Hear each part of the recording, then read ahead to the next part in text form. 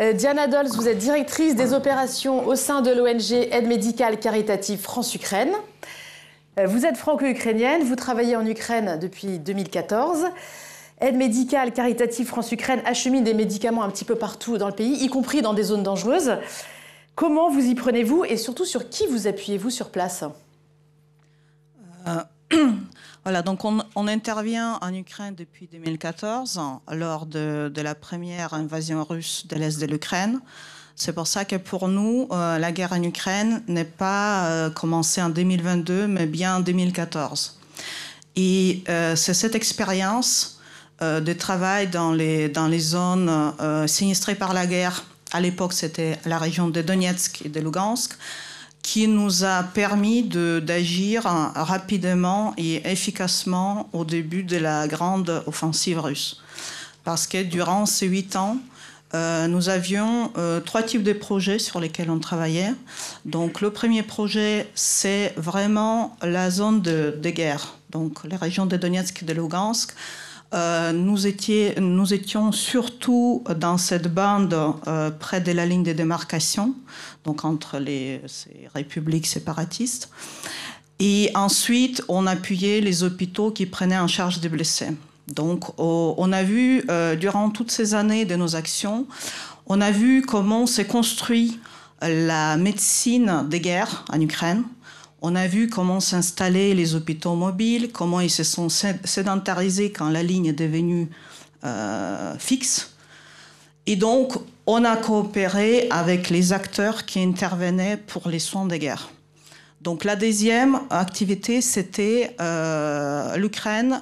Malgré cette guerre dans l'Est de l'Ukraine, elle a démarré la réforme médicale. Et donc, nous sommes intervenus pour soutenir les municipalités, les hôpitaux à franchir ces caps et s'investir dans la réforme médicale qui était pour faire la croix sur la passé soviétique et aller se rapprocher vers le système de santé européen.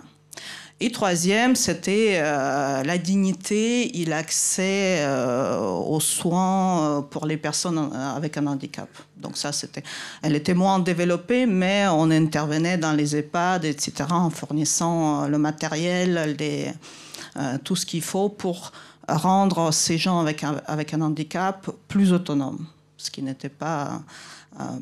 Une fois de plus, c'est pour un peu avancer vers l'Europe pour que ces personnes ne soient pas abandonnées. Donc nous, on intervenait là.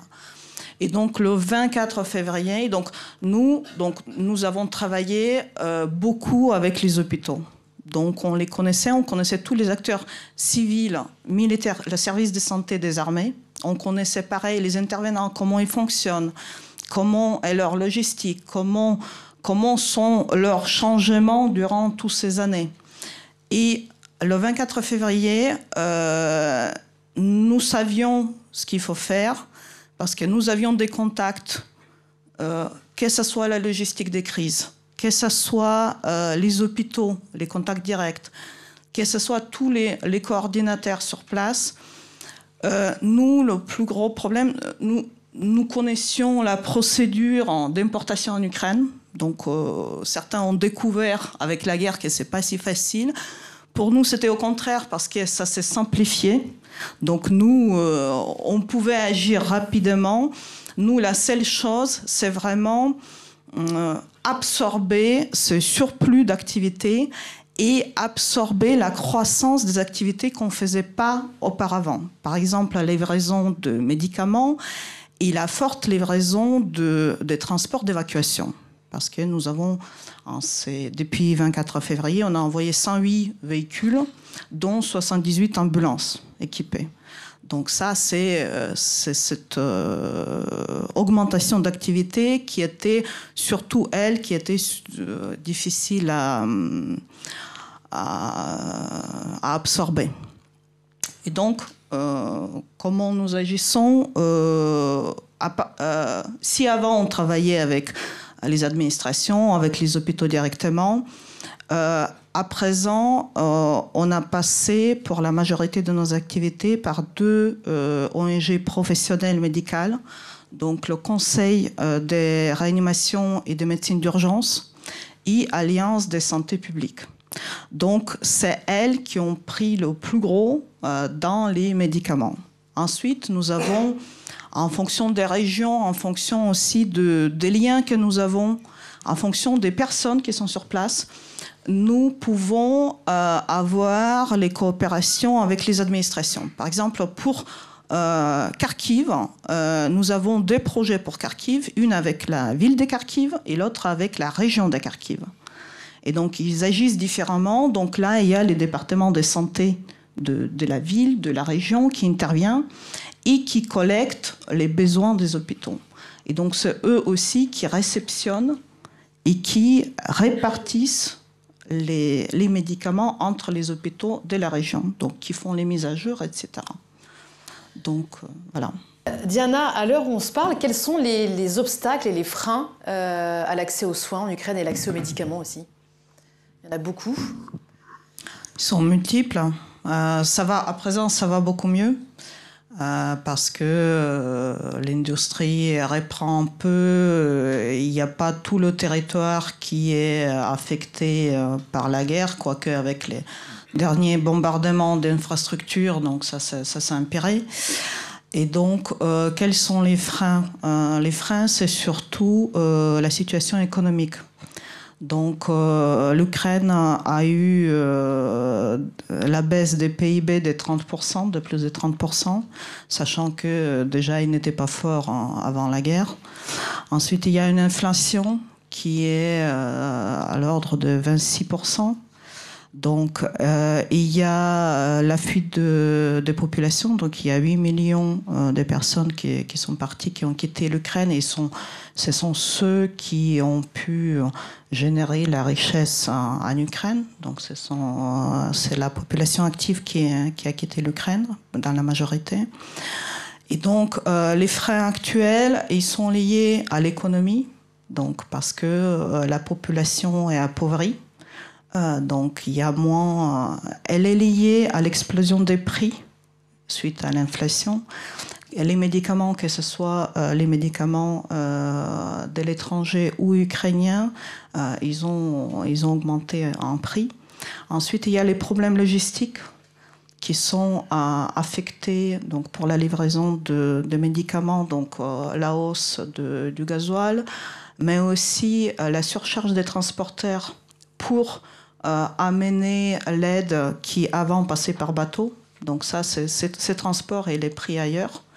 Ensuite, il y a les routes endommagées, il y a les checkpoints. Donc tout ça, ça alourdit la livraison des médicaments.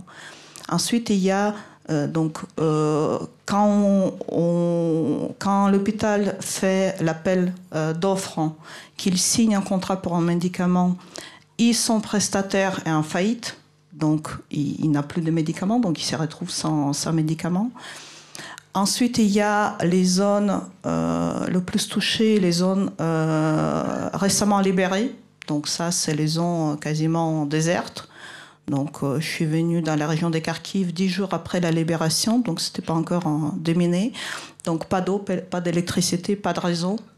Et donc les gens, on les trouvait dans les caves et ils ont l'habitude déjà de vivre dans les caves. Donc c'est leur vie qui est devenue... C'est très difficile de les faire sortir de là. Parce qu'après, l'administration a dit oui, vous pouvez partir ailleurs.